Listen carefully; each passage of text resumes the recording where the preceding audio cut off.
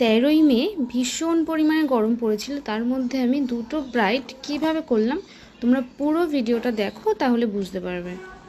আজকের এটা আমার ফার্স্ট ব্রাইড, ও আমার বাড়িতেই এসেছিল মেকআপ করার জন্য। বলো তোমার কেমন লেগেছে? আমার তো খুবই ভালো লেগেছে, বিশেষ করে আমার চোখটা আমার খুব ভালো লেগেছে। এই গরমের যে মেকআপটা এত সুন্দর আছে, আর আমার খুবই ভালো লেগেছে দিদিদের কাছে। তোমাদের যদি কারো ভালো লাগে তাহলে এই দিদির সাথে কন্ট্যাক্ট করতে পারো। হ্যালো এভরিওয়ান, তো আমরা বেরিয়ে পড়েছি আমাদের সেকেন্ড ব্রাইডের উদ্দেশ্যে। ফার্স্ট ব্রাইড ও আমাদের বাড়িতে এসেছিল, যেহেতু ওর মন্দিরে বিয়ে হবে, তো সিম্পল একটা মেকআপ করার জন্য আমাদের বাড়িতে এসেছিল। তো আমি ফেসটা তো কমপ্লিট করেই এসেছি, হেয়ারটা বোন লাস্টে করে আমার কাছে আসবে। তো আমরা আমাদের লোকেশানে চলে এসেছি, আমরা একটু লেট করে ফেলেছিলাম, সেই জন্য দাদা তাড়াহুড়ো করে আমাদের দিয়ে গেল। বলো তুমি কেমন লুক চাও? তুমি তোমার মতো করেই সাজিয়ে দাও। তুমি নিজের কোনো পছন্দের মতো কিছু নেই? ঠিক আছে। তো তোমরা তো শুনে নিয়েছো, ব্রাইডের নিজস্ব কোনো ডিমান্ড নেই, ব্রাইড আমার উপর মেকআপটা ছেড়ে দিয়েছে। তো যখন কোনো ব্রাইড আমার উপর ছেড়ে দেয় তখন ভীষণ পরিমাণে টেনশন হয়। তো ভাবি যে ব্রাইডের বিশেষ একটা দিনে ব্রাইডকে সুন্দর করে সাজাতে পারবো তো। তার মধ্যে ওই দিনটা আরও ভীষণ পরিমাণে গরমও পড়েছিল, তো আমার টেনশনটা আরও বেড়ে গেছিলো যে মেকআপটা কি হবে, আদৌ আমি বসাতে পারবো কিনা মেকআপটা। তো মেকআপটা বসে গেলে আর ওঠার কোনো চান্সেস নেই, তো আমি ভাবছিলাম যে মেকআপটা আদৌ বসাতে পারবো কিনা।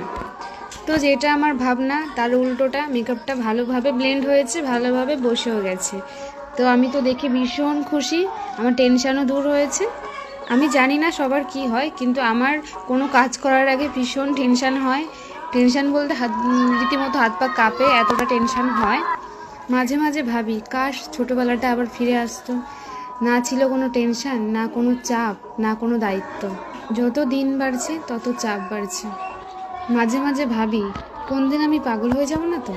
আমাদের ছোটোবেলাটা ভীষণ কষ্টের ছিল, আমাদের 3 ভাই বোনকে মা বাবা অনেক কষ্ট করে মানুষ করেছে, কিন্তু তখন তাও মনে খুব শান্তি ছিল এবং খুব ভালোও ছিলাম। কিন্তু এখন হয়তো আমাদের আর্থিক কোনো সমস্যা নেই, আমরা ভালোই আছি, কিন্তু জানো তো মনে কোনো শান্তি নেই। তো হাজারো দুশ্চিন্তার মধ্যে যখন আমি কাজের মধ্যে থাকি, সেইটুকু সময় আমি ভীষণ পরিমাণে ভালো থাকি। আর আমার এইটুকু ভালো থাকার কারণ হলো আমার বাবা, আমার বোন। আজকে দুটো মানুষের জন্যই আমি মনে হয় ভালোই আছি। পুরো বাড়ির সবাই একদিকে, আর এই দুটো মানুষ শুধু আমার দিকে। আগের জন্মে হয়তো আমি অনেক পাপ করেছিলাম, এজন্য আজকে আমার এই অবস্থা। কিন্তু হাজারো পাপের মধ্যে আমি হয়তো একটু হলেও ভালো করেছিলাম, এজন্য আজকে আমার বোন আর বাবার মতো একটা ভালো মানুষ আমাকে সাপোর্ট করে এবং আমাকে ভালোবাসে।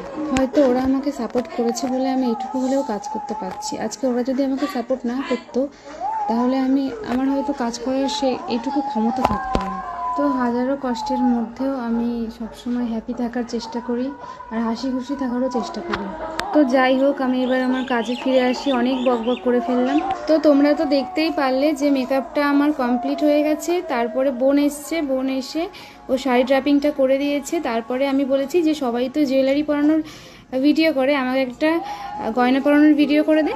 তো আমি এক এক করে প্রথমে ওড়না পরালাম, মুকুট পরালাম, ওর এক এক করে গয়না পরাচ্ছি, আর এখানে সঞ্চিতা আমাকে হেল্প করছে। তো এবার তোমরা বলো ওকে কেমন লাগছে। আর ওদের বাড়ির সবার ব্যবহার ভীষণ ভালো, আর সবাই খুব ভালো বলেছে। তো এবার শুনে নেওয়া যাক ওর আমার কাছে সেজে কেমন লেগেছে। এটা তোমার ফাইনাল লুক, এবার বলো তোমার কেমন লেগেছে মেকআপটা? আমার খুব ভালো লেগেছে। তুমি যেমন চেয়েছিলে তেমন হয়েছে কি? তেমনই হয়েছে। ঠিক আছে, চোখটা বন্ধ করো। চোখটা বন্ধ করো।